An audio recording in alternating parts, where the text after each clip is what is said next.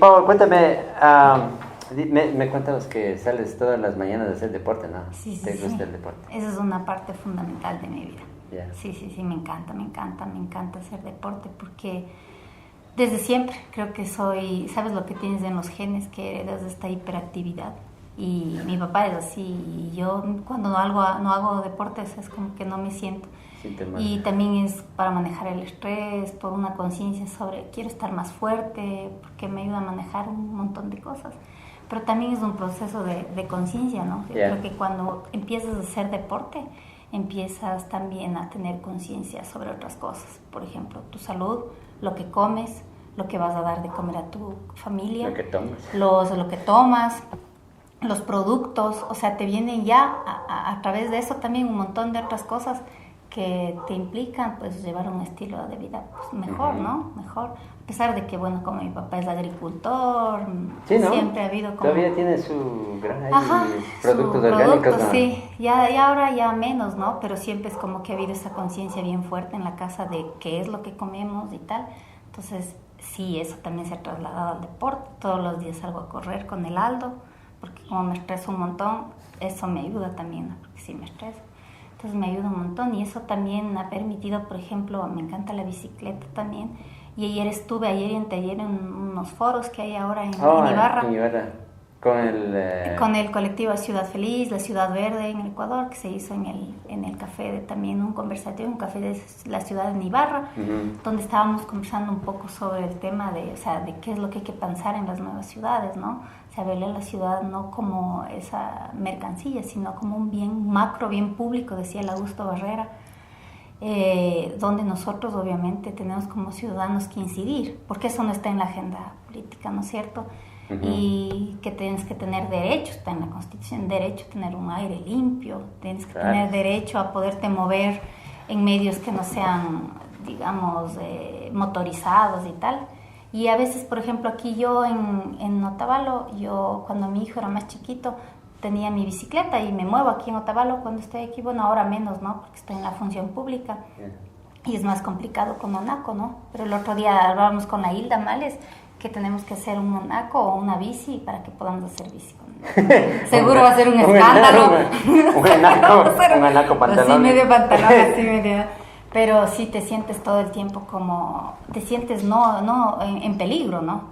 No. O sea, porque aquí el que tiene la... Además por el estatus que tiene la gente que va en el carro, ¿no? Con esta idea, ¿no? De que tienes que carro y tal, ¿no? Entonces te sientes agredido todo el tiempo. Entonces creo que es bien importante. En Ibarra ya está como floreciendo esta sensibilidad, porque hay un colectivo bien fuerte, la gente también ya ha empezado, como los jóvenes son muy activos, hay una buena masa crítica en construcción, como diría el Chari, pero yo creo que aquí nos hace falta, o sea, sería tan lindo, ¿no? Sí.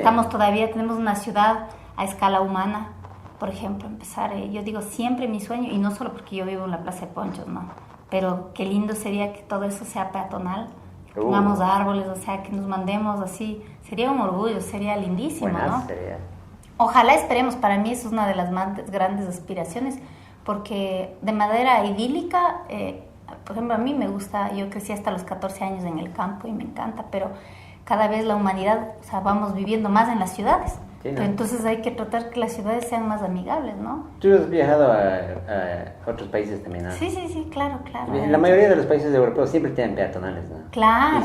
Y siempre hay la gente caminando. Lo que pasa es que nosotros creo que, bueno, aparte que allá apenas hay en Francia que conozco más, un poquito un rayo del sol, o sea, toda la gente afuera, así, ¿no es cierto?, en los cafés y tal. Sí, pero hay esta cultura, ¿no? De sentarse a hablar y de tomar algo y quizás aquí somos andinos, somos más recelosos. Aquí todos están así. Todos somos, ¿no? Sí, qué tenaz, pero sí, allá es un poco, pero yo creo que ellos ya pasaron lo que estamos pasando ahora. Por ejemplo, en los años 60, en los años 70 había todas estas congestiones, o sea, esta visión de desarrollo alrededor del Carrazo y tal. Nosotros estamos ahora recién, ¿no? Y la idea es que podamos acortar y no hacer las mismas pendejadas que se hicieron en Europa, ¿no? Eso sería lo ideal. Sí, ¿no? Pero todo creo que tiene que tener su proceso natural. Creo que escuché que en Suecia o algo así, creo que incluso hay un día, o en el centro de la ciudad ya no va a haber carros. Por ejemplo, en Francia, en una ciudad, que se llama Nantes, que está cerca al oeste.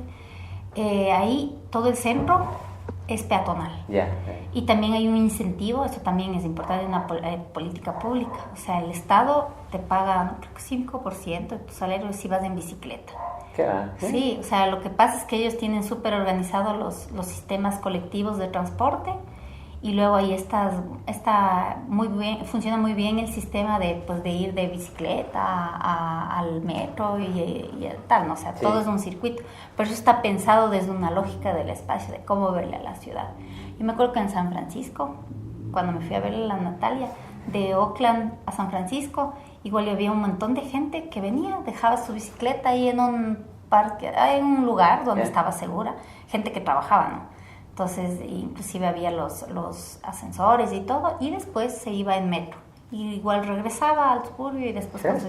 Sí, pero eso es que también, o sea, creo que hay que trabajar también por el tema de la seguridad, porque aquí tienes miedo, o sea, si dejas ahí la bicicleta, después regresas y ya no está la bicicleta, ¿no? Sí, no, sí. Es que pena que es aquí así. Pero yo creo que...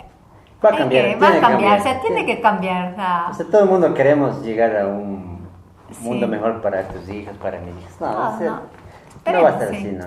Siempre va todo cambiando, sí. Sí, esperemos que sea para bien. Bueno, entonces, mucho gusto por venir acá, Pau. Un gustazo verte. A ti, gracias. Y pues te deseo lo mejor en tus funciones de directora, en el ciclismo y en todo lo demás. Pues si es que alguna vez necesitas publicar algo, aquí estamos para ayudarte, ya sabes, ¿no? Aquí en la calle Roque Quito.